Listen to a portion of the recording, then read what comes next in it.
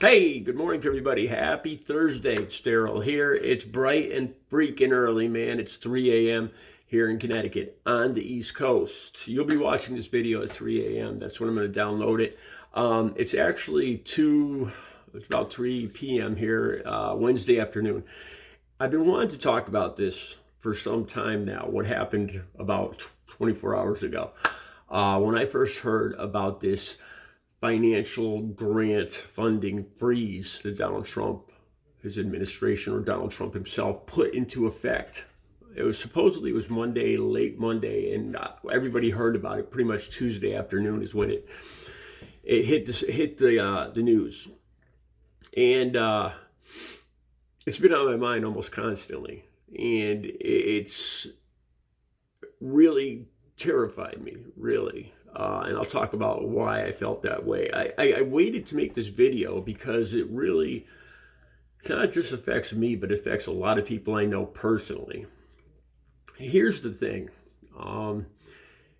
Over 18 years ago, I got clean and sober from opiates and crack cocaine and everything else. I was a full-blown drug addict for over 2 decades of my life, and nothing had helped, nothing had worked.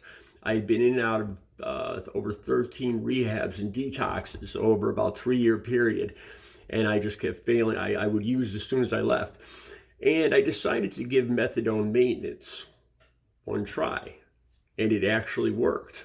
And there's a methadone maintenance center here in Bristol, Connecticut that saved my life. It helped me for quite a long time. It got me into recovery. I started going to NA meetings. I developed I kind of rebuilt myself from the ground up, but it was the methadone maintenance program that really saved my life, that gave me the hope that recovery was possible. When I heard about this yesterday, I saw that this could affect nonprofits. And then just as I started reading this whole thing yesterday, I realized the scope of this. People that are on disability, people that need Medicaid, people that need SNAP benefits to count on this for food, people that need for their children, for Head Start programs, for Meals on Wheels. But the thing that struck me, I was worried because I'm still in contact with a lot of people in recovery. I still go to NA meetings, and I still try to help people into recovery. And if I'm not mistaken, the methadone clinic was in dire straits yesterday. It was quite possible that the clinic itself could be shut down. The door could lock the doors. I started looking for other news stories of other situations like this with substance abuse clinics. A lot of them are nonprofit, and this would affect a lot of them. And plus, a lot of people use Medicaid to pay for substance abuse issues. And I'll put a link down below. I think it's a story from Kentucky, because this all just popped up yesterday. And there's a story about a nonprofit substance abuse clinic down below that was terrified about this. You know, what would these people do if you just started to get into recovery? And you're using methadone, using medically assisted treatment, methadone, Suboxone, or anything like that, and you're depending on that to keep you clean, and then you go to the clinic the next day and the doors are shut. You know, that could be the end of your life right there. You know, I've always thought that if I ever went back to using, it'd probably be the end of my life. Because when I stopped using 18 years ago, fentanyl wasn't on the streets, and now it is. For the people like me that have been clean for years and years and years, the thought of going back and using it again would most likely mean overdose and death for most of us, because our bodies never were accustomed to the strength of the opiates on the street today. Some people in my family have lupus. Some people in my family have cancer. People I know in this building have issues. It would affect millions of people. Now today, I'm reading a news story that the White House has miraculously rescinded this whole thing. Trump just says, they decided not to go through with it. They've rescinded it.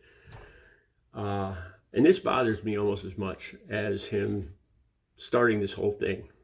just, across the boards, cut on funding. And I thought about, what about the libraries? Libraries receive funding. That's one of my favorite places. But then, like I said, he rescinded it today. And to me, that says something really clear. It's a clear-cut message from Donald Trump. It's just like it's a test. It was like a show of force, kind of like what he does with the tariffs, with countries that don't obey him, like the whole thing with Colombia.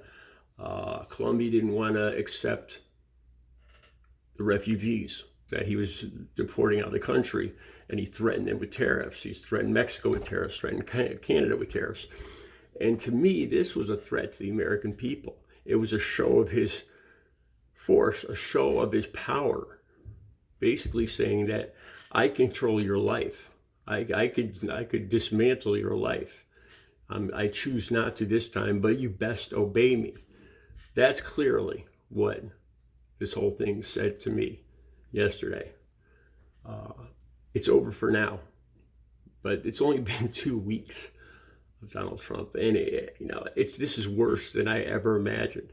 I knew it was going to be bad, but I had no idea that it would be this bad. The fact that he just rescinded this just like that. He started it Monday, rescinded it Wednesday, just to say, I have power over all of you. It's a statement saying that he's in control and he makes the rules and we best obey them. Fuck him. Fuck Donald Trump. Have a good Thursday.